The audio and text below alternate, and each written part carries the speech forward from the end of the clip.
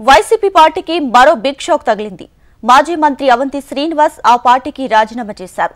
రాజీనామా లేఖను వైసీపీ అధినేత జగన్ ఉత్తరాంధ్ర కోఆర్డినేటర్ విజయసాయిరెడ్డికి పంపించినట్లు తెలుస్తోంది. ఈ సందర్భంగా జగన్ పై పలు విమర్శలు చేశారు. ప్రజలు ఇచ్చిన తీర్పుని జగన్ గౌరవించాలన్నారు. 10 ఏళ్లు 5 ఏళ్లు పాలించాలంటూ కూటమి ప్రభుత్వానికి ప్రజలు తీర్పు ఇచ్చారు. కనీసం 5 నెలలు కూడా సమయం ఇవ్వకుండా ధర్నాలకు పిలుపునిస్తే ఎట్లా అని ప్రశ్నించారు. వైసీపీలో కార్యకర్తలు నలిగిపోయారని, పార్టీ అంటే ప్రజాస్వామ్యబద్ధంగా ఉండాలన్నారు. 5 ఏళ్లు కార్యకర్తలందరూ ఇబ్బంది పడ్డారని, తాడిపల్లిలో కూర్చొని ఆదేశాలు ఇస్తుంటారని, క్షేత్రస్థాయిలో కార్యకర్తలు ఇబ్బంది పడాల్సి వస్తుందని అవంతి శ్రీనివాస్ పేర్కొన్నారు. కొత్త ప్రభుత్వం వచ్చింది, ప్రజా తీర్పులు ఇచ్చినప్పుడు ఆర్థిక ఇబ్బందులు ఉన్నప్పుడు మనం ఏదో అప్పుడే పంపనుకున్నట్టు ప్రజలు 5 సంవత్సరాల తర్వాత డిసైడ్ చేస్తారు. వాళ్ళు సూపర్ 6 అమలు చేశారా లేదా, వాళ్ళు ఇచ్చినటువంటి మేనిఫెస్టో అమలు చేశారా లేదా అనేది పీపుల్ విల్ డిసైడ్. మనం ప్రజలుగా మ్యాండేట్ ఇచ్చిన దానికి 5 సంవత్సరాలు ఇచ్చారు. రాష్ట్ర గారు చెప్పేవాళ్ళు ఏదైనా అడిగితే ప్రశ్న వాళ్ళు, సార్ మీరు వచ్చలేదు ఇచ్చలేదు, అవునయ్యా చేయలేదు, మాకు చేయమని 5 సంవత్సరాలు టైం ఇచ్చారు కదా, 5 ఏళ్ళ తర్వాత మీరు అడగండి మమ్మల్ని అని చెప్పేవాళ్ళు ఆయన రాజశేఖర్ గారు.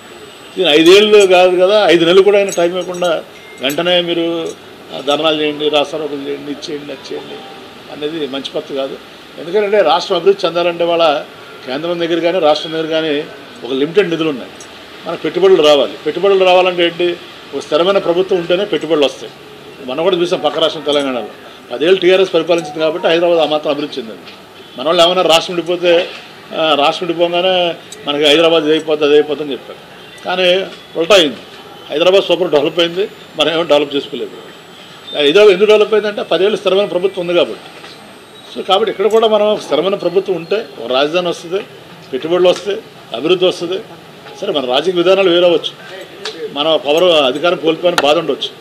అట్ ద సేమ్ టైం రాష్ట్ర అభివృద్ధిని కూడా మనం దృష్టిలో పెట్టుకోవాల్సినటువంటి బాధ్యత ఉంది. కానీ మనం ఇలా ప్రతిదానికి రాజకీయ ప్రయోజనాలే పరమావధిగా మనం ముందుకెళ్ళటం అనేది ఎంతవరకు కరెక్ట్ అనేది నాకు అర్థం కాక, అది దానికోసం అడ్జస్ట్ కాక నేను ఈ రోజున దానితోపాటు నా వ్యక్తిగతంగా కూడా 5 సంవత్సరాలు నా జీవితాన్ని కుటుంబాన్ని కూలిపోయి దూరం ఉండటం జరిగింది. సో నాకు ఆ సమస్యలు కూడా ఉన్నాయి కాబట్టి మరి గౌరవ మన పార్టీ అధ్యక్షులు జగన్మోహన్ రెడ్డి గారికి మరి నా వ్యక్తిగత కారణాలతోటి ఈ రాజకీయాలకి ప్రస్తుతం దూరంగా ఉండాలని నిర్ణయం తీసుకోవడం జరిగింది.